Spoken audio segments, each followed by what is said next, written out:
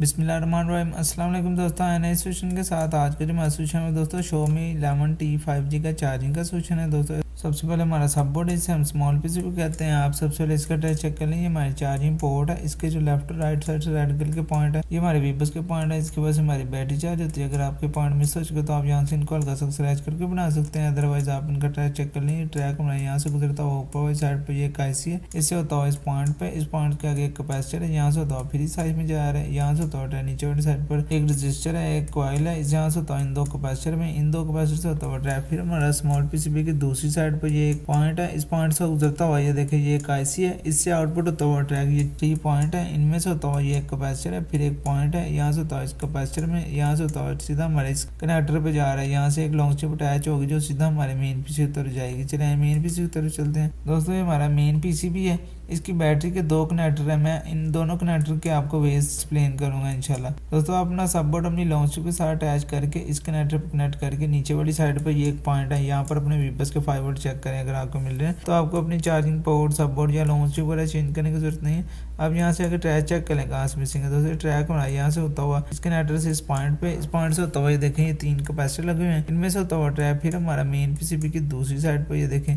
ये ट्रैक एक कैपेसिटर में, इस कैपेसिटर से होता हुआ इस रजिस्टर में, इसके साथ एक कैपेसिटर है, यहाँ से होता हुआ ट्रैक इस IC में जा रहा है। और जो इसका दूसरा वे है दोस्तों, यहाँ से होता हुआ इस कॉइल में, इस कॉइल के नीचे एक कैपेसिटर है, यहाँ से होता हुआ इस IC में जा रहा है। दोस्तों हमारी IC चार्जिंग के लिए ही यूज होती है, बैटरी के एक कनेक्टर के लिए। हमारे वीबस के 5 वोल्ट इस IC में इन हो रहे हैं वीबट के बनकर। दोस्तों ये देखें ये एक रजिस्टर है, यहाँ से होता हुआ इस डायोड में, इस डायोड से होता हुआ फिर इस रजिस्टर में, इसके आगे ये 4 कैपेसिटर लगे हुए हैं, इनमें से होता हुआ ट्रैक। फिर हमारा मेन पीसीबी की दूसरी साइड पे सीधा हमारे बैटरी कनेक्टर पे पास ये एक पॉइंट है, इनमें से होता हुआ ये 2 कैपेसिटर से सीधा हमारे बैटरी कनेक्टर पे जा रहा है, इसकी वजह से हमारी बैटरी चार्ज होती है। फिर इसका दूसरा ट्रैक है दोस्तों, वो यहाँ से होता हुआ ये देखें ये ऊपर वाली साइड पर ये 2 कैपेसिटर हैं, इनमें से होता हुआ इस IC में जा रहा है और इस IC आउटपुट होता हुआ ट्रैक। फिर हमारा मेन पीसीबी की ऊपर वाली साइड पे ये देखें ये कॉइल है, इसके साथ एक कैपेसिटर है, यहाँ से होता हुआ ट्रैक इस IC में जा रहा है। दोस्तों हमारी चार्जिंग की मेन IC है, इसकी वजह से हमारी बैटरी चार्ज होती है। आप इसके आउटपुट बोर्ड ये देखें ये एक कैपेसिटर है, यहाँ पर चेक करें हमारे वीबस के 5 वोल्ट इस IC में इन होते हैं, वीबट के बनकर इस कैपेसिटर पर आउट होते हैं।